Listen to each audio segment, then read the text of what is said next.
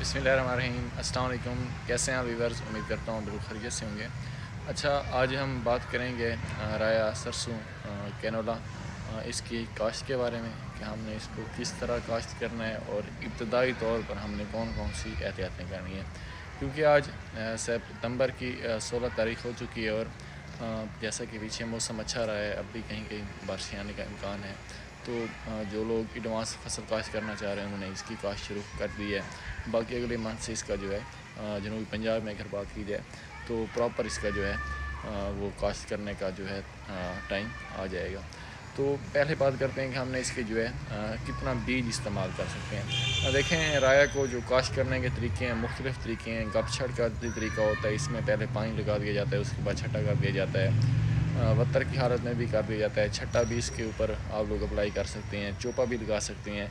Machine की मदद से बड़ी बड़ी खेलें 20 से 22 इंच की निकाल कर उसके ज़रिए भी लगा सकते हैं। तो जिस टाइम आपने राया काश्त करना है, कोशिश करें कि कम अज़ कम 1 एकड़ में आपने 1 बैग DAP का लाजमी इस्तेमाल करें।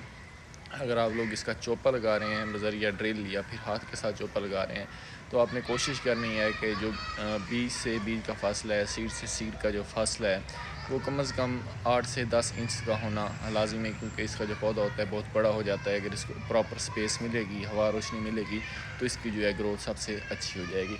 उसके बाद गपसट का तरीका होता है। इसमें ये होता है कि जहाँ पर थोड़ी पक्की ज़मीन होती है, पक्के वट की ज़मीन होती है, पानी थोड़ा ऐसा जज़ब होता है, वहाँ पर पहले पानी लगा दिया जाता है। जब 80% पानी ज़मीन जज़ब कर लेती है तो उसके बाद इसके ऊपर छट्टा कर दिया जाता है।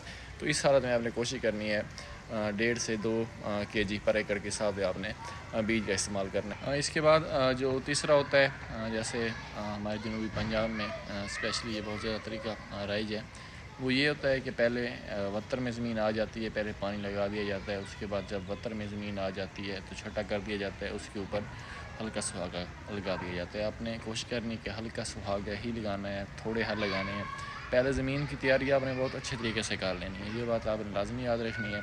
उसके बाद जब आपने छट्टा कर देना है बीज का, तो फिर उसके बाद आपने जो करना है बीज को जो हल चलाने हैं, आपने बिल्कुल हल्के हल चलाने हैं ताकि बीज के ऊपर जो मिट्टी की तह है बहुत ज़्यादा ना आ जाए, थोड़ी तह है ताकि जर्मिनेशन में आसानी और पौधे की जो ग्रोथ है वो ज़्यादा से ज़्यादा हो। स्टार्ट में आपने DAP का लाजमी इस्तेमाल करना है। उसके बाद अगर आपकी जर्मिनेशन बहुत अच्छी हो जाती है, मिसाल के तौर पर आपने 1.5 से 2 kg पर एकड़ के हिसाब से सीड इस्तेमाल किया है, अब जर्मिनेशन बहुत अच्छी हो गई है, ज़्यादा हो गई है, तो फिर कोशिश करें पहले पानी लगाने से पहले आपने उसकी छतराई कर देनी है। पौधों को अच्छा टाइम दें, अच्छा वक्फा दें उनका, ताकि जैसे ही पहला पानी लगाएं उसके ऊपर आप लोग नाइट्रोजन खादों का इस्तेमाल करेंगे जिस टाइम, तो पौधे को खुराक पूरी मिलेगी और उसकी जो है ग्रोथ बहुत अच्छी से अच्छी होगी। याद रखिएगा, जितनी भी तेलदार जिनास होती हैं उसमें आपने जो है सल्फ़र का लाजमी इस्तेमाल करना होता है।